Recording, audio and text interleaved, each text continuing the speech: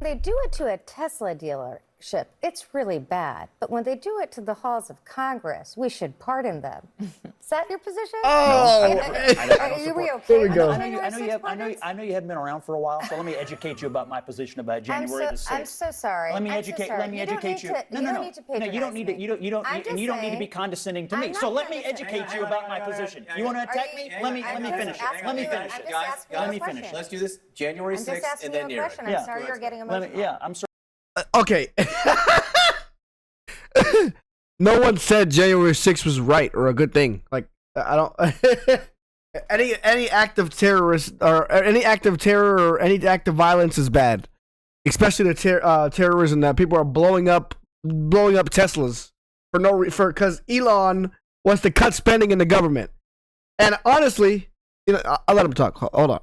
Sorry, you're a condescending person who hasn't been paying attention to what I do. Okay. Stop, guys. So here's the issue. I didn't support what happened on January the 6th and was one of the first Republicans to call it out. I don't support the pardons. I have repeatedly, just like my friend Ashley here, said that no violence in our political system is acceptable. But this right here, what's going on with a guy who helps our country, who runs successful companies, who doesn't have to be doing this, and now one of his companies is under systematic terroristic threat and violence all over the country, and people seem to be laughing about it or fine with it.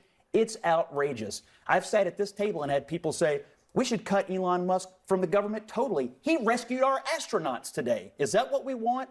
The treatment of this guy is outrageous. These people who are doing this need to be found, put in jail, and made an example of. That's my point. Anyone who commits violence against Tesla or Congress or anyone else should be put in jail, 1,000%. But that should not stifle dissent or opposition from Elon Musk. Give it a little lip service. Give it a little both sides. Go ahead. So both sides. Yeah, I mean, this lady is completely condescending, and honestly, Scott Jennings always holds it together better than anybody would. I mean, hey, some people on this panel are completely brain dead, like this woman here. I don't even know her name. She's completely brain dead, though. Yeah, I mean, Elon Musk, like, I think that's the biggest point in all this. Elon Musk doesn't have to be doing any of this. Like, he's the richest man in the world. What does he gain? He just wants to help America, and everybody's up in arms. And it's ridiculous that people are blowing up Teslas. I mean, where are we at as a country if we're blowing up our own country trying to better the country? Like, Democrats, man, like they're their own worst enemy. They don't believe in anything. They just oppose Donald Trump. That's their whole thing. They don't believe in anything on their side. They just, honestly, whatever the opposite of Donald Trump is, they go for. And it's truly embarrassing.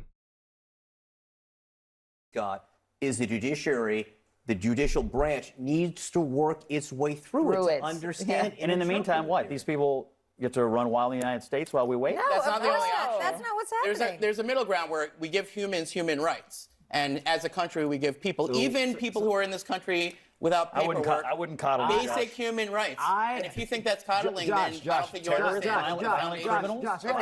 Last word is your mic. I gotta tell you something. The reason why we have a constitution actually is to protect everyone. I've heard all these lectures from Republicans about the Constitution protecting people from this overarching government. Just any people. Just any all terrorist people, that wanders in? I'll just quickly say this. I just love the hypocrisy. We don't care about the Constitution now. American in Actually, these are terrorists. Okay, they were designated. They were the organization to which they belong. But regardless, we don't really know. Regardless of actually, that's the matter that we don't know. No, they don't. They're Actually, in we the don't country know. illegally. We don't know. Allegedly. They're not. This is not. we haven't had any. These are not two Actually, plain words of Sunday school teachers. hold on. These people are in the country. Scott, I'm sorry, Scott.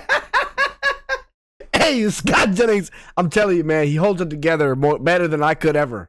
I mean, everybody on this panel is smooth-brained. Like, they have no critical thinking skills. So that's the problem, truthfully. Like, why do they stick up so much for non-Americans, illegal aliens? They stick up more for illegal aliens than they do our own people.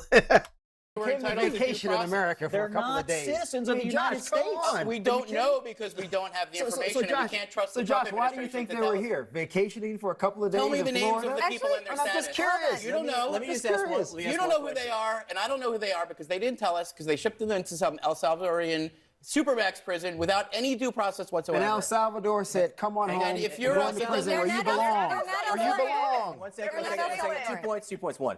It's two different. El Salvador doesn't have to follow the U.S. Constitution. That's fair. I am quite sure that some of these judges are dramatically overstepping their authority. And I think not just in the rulings that we talked about in the intro, but in other rulings, there are legitimate questions about whether the president's core constitutional functions are being impeded. I would hope that the Supreme Court would get involved in some of these questions sooner rather than later so that we can get some clarity here, because I think it's crazy to think that individual district court judges should be able to stop the president from shipping terrorists out of the country. Or even tonight, there's a ruling on the military saying the commander-in-chief of the military can't set standards for who can be in the military.